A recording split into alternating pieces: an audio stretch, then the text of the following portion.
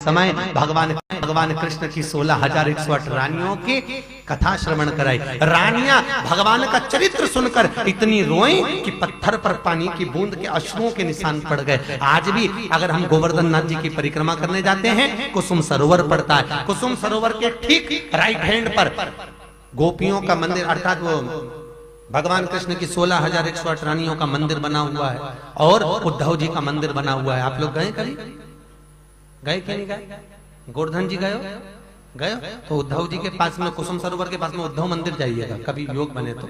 उद्धव कुंड नहीं, उद्धव मंदिर कुसुम सरोवर से लगाया, बिल्कुल कुसुम सरोवर के गेट के पास में ही लगा हुआ है उद्धव मंदिर। वहां पर भगवान उद्धव जी महाराज ने गोपियों को कथा श्रवण कराई और गोपियां रोई थी। वहां पानी के बूंद के निशान चलनी जैसे पत्थर पर बने हुए 16,108 रानियों। और फिर चरित्र सुनकर गोपियां ये 16,108 रानियां भगवान के पास पहुंची। 16,000 वापिस पतिव्रता धर्म का पालन करती है। ऐसा सुंदर चरित्र है कोकिलाधिक मास। कोई सहज कथा है? कहते हैं अगर बेधप्य नारी श्रीमद् भागवत कथा को कोकिलाधिक मास के भीतर श्रवण कर लेती है तो पति जो हरिलोक में, पति कौन से लोक में? हरिलोक में। एक होता है नरक, एक होता है बैकुंठ, एक होता है सुंदर गौलोक धाम, एक लोक होता है हरिलोक। हरिलोक जहां पर पतिव्रता धर्म का पालन करने वाली नारियां पहुंचती हैं। हरिलोक में अपने पति के साथ नारी विराजमान हो जाती है। श्रीमद् भागवत अगर कोकिलाधिक मास में श्रवण कर ले, इतना भाव उसका। जब तो हमने कहा कि हमने बोला था तारा जी को, बड़े सौभाग्य वाले हैं भाई दागा जी, बड़े किस्मत वाले जो कोकिलाधिक मास के महीने में कथा करा रहे। किस्मत है सर, बहुत भारी किस्मत। अधिक मास हर 3 साल में जाएगा पर कोकिला आने वाला है क्या? नहीं, बहुत मुश्किल, बहुत मुश्किल। बोल गोपाल कृष्ण भगवान की। और इसीलिए आपसे कहते हैं कि अकेले कथा में मत जाओ, अपनी आड़ोसन पड़ोसन पीछे वाली धड़ोसन सबको ले।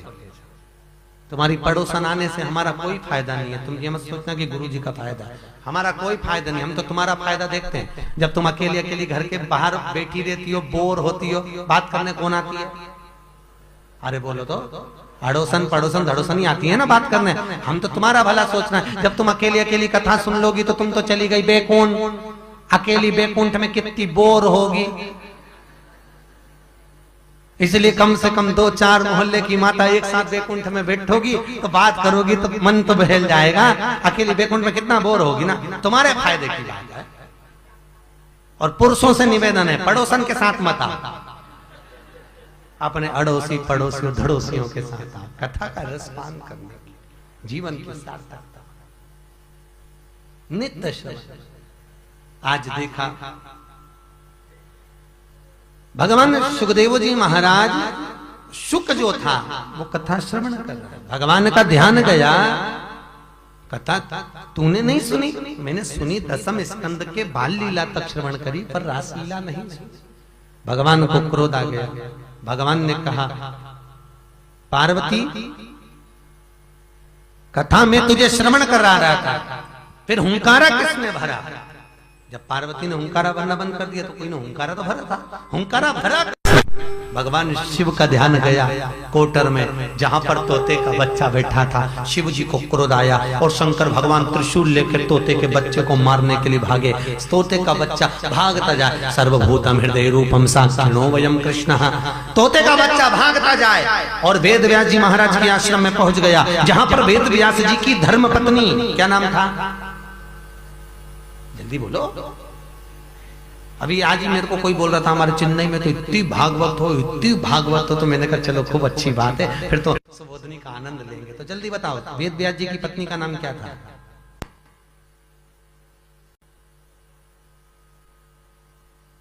अरे बोलो। वेद व्यास जी की धर्म पत्नी का नाम? अरे नहीं, बीठिका, जिसको बटुका भी कहते थे। वेद व्यास जी की धर्म पत्नी का नाम था बीठिका। छत पर खड़ी थी, पाटी पाड़ रही थी, बाल बहा रही थी। तोते का बच्चा आया, इसने सोचा कहाँ छुपूं, भोलेनाथ मार देंगे। तोते के बच्चा छुपने के लिए आया। इतने में बीठीका को आ गई जमाई, और जैसे ही जमाई आई उसने मुंह को फाड़ा, तोते का बच्चा मुख में प्रवेश कर गया और गर्भ में जाकर बैठ गया। बीठीका के गर्भ में, वेद व्यास जी की पत्नी के गर्भ। जब तोते का बच्चा गर्भ में जाकर बैठा, बीठीका के गर्भ में विराजमान हुआ, बीठीका के गर्भ में जाकर बैठता है, शंकर भगवान ने देखा और तुरंत भगवान भोलेनाथ जी पहुंचे। तुरंत और भगवान शिव ने जाकर तुरंत वेदव्यास जी से कहा, वेदव्यास जी तुम्हारी पत्नी हमारी दुश्मन है। वेदव्यास जी बोले, पत्नी हमारी और दुश्मन तुम्हारी, ये रीति कहां की है?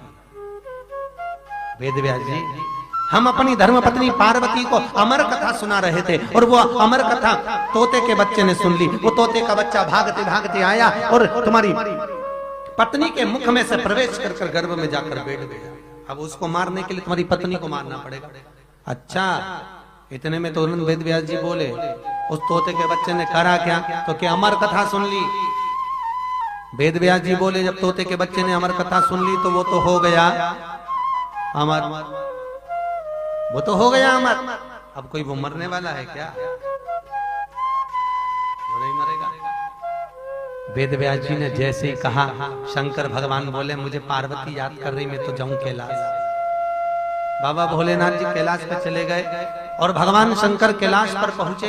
कैलाश धाम में विराजमान रहे, बड़े सुख से विराजित हुए। और वेदव्यास जी की पत्नी बीठीका के गर्भ में बच्चा सुखदेव सुख रूप में विराजमान तोते का बच्चा विराजित है। नारी का गर्भ एक वर्ष का, 6 महीने का, 9 महीने का, 11 महीने का, 10 महीने का, 12 महीने का हो, और वेदव्यास जी महाराज की धर्मपत्नी का गर्भ 6 वर्ष का था। कितने साल? 6 साल गर्भ में भगवान रहे। 6 साल के बाद में वेदव्यास जी महाराज ने अपनी पत्नी के गर्भ की स्तुति करी। सर्वभूतम हृदय रूपम साक्षिणो वयम कृष्ण, श्री कृष्णाय शरणागतम, श्री कृष्णाय शरणागतम।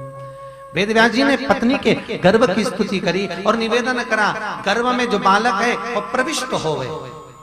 विनती, गर्भ से बालक प्रविष्ट हुआ।